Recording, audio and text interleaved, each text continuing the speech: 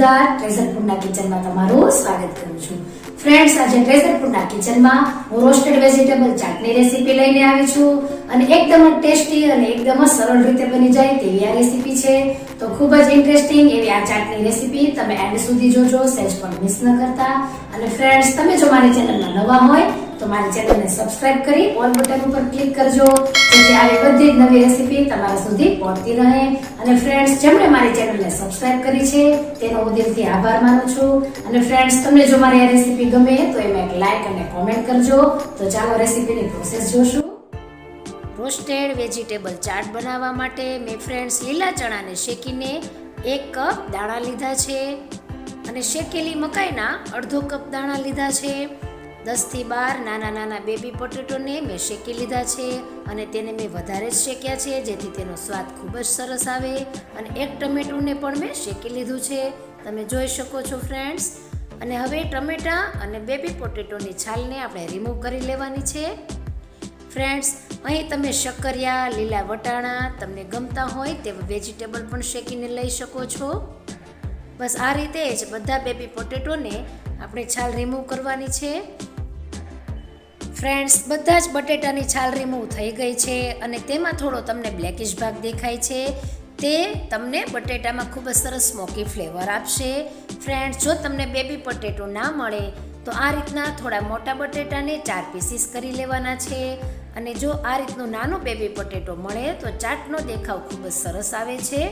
અને ટમેટાને પણ મેં છાલ ઉતારીને ચોપ કરી લીધું છે.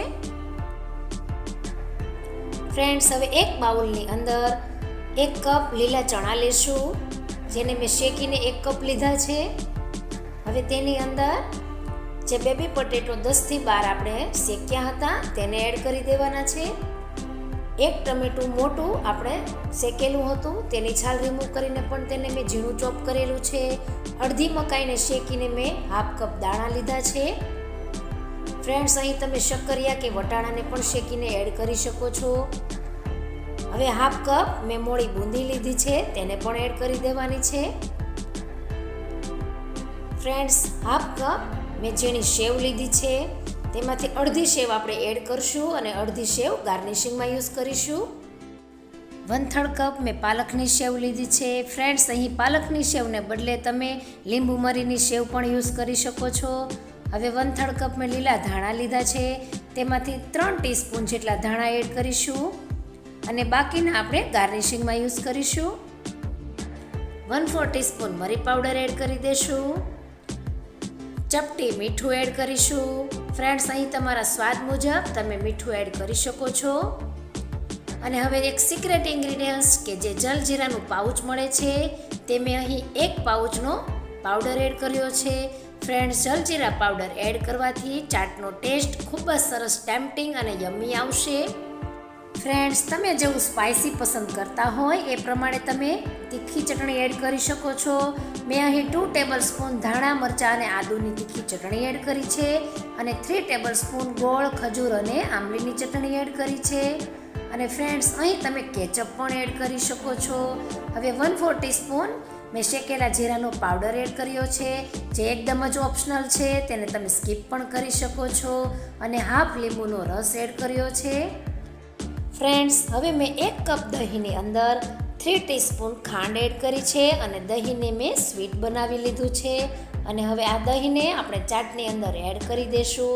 ફ્રેન્ડ્સ, તમે અહીં દાડમના દાણા પણ એડ કરી શકો છો. તો ફ્રેન્ડ્સ, હવે ફોકની મદદથી આ ચાટને એકદમ જ હળવા હાથે સહેજ મિક્સ કરી લેશું. તો છે ને ફ્રેન્ડ્સ, લુકમાં એકદમ જ ટેમ્પટિંગ અને તેને બનાવવી પણ એટલી જ ઇઝી. તો જ્યારે પણ તમને નાની નાની ભૂખ હોય અને કંઈક ચટપટું ખાવું હોય તો મારી આ રોસ્ટેડ વેજીટેબલ ચાટની ટ્રાય તમે અવશ્ય કરજો. તો ફ્રેન્ડ્સ, જો તમને મારી આ રોસ્ટેડ વેજીટેબલ ચાટની રેસીપી ગમી હોય તો મારી રેસીપીમાં એક લાઈક અને કોમેન્ટ કરી દેજો, જેથી અમને પણ આવી નવી નવી રેસીપી બનાવવાનો ઉત્સાહ બન્યો રહે. અને ફ્રેન્ડ્સ, જો તમે મારી ચેનલમાં નવા હોય તો મારી ચેનલને સબસ્ક્રાઇબ કરી ઓલ બટન ઉપર ક્લિક કરજો, જેથી બધી જ મારી નવી રેસીપી તમારા સુધી રેગ્યુલર પહોંચતી રહે. તો ફરી મળીશું એક નવી રેસીપી સાથે. ત્યાં સુધી આવજો. જય Shri Krishna. Have a nice day.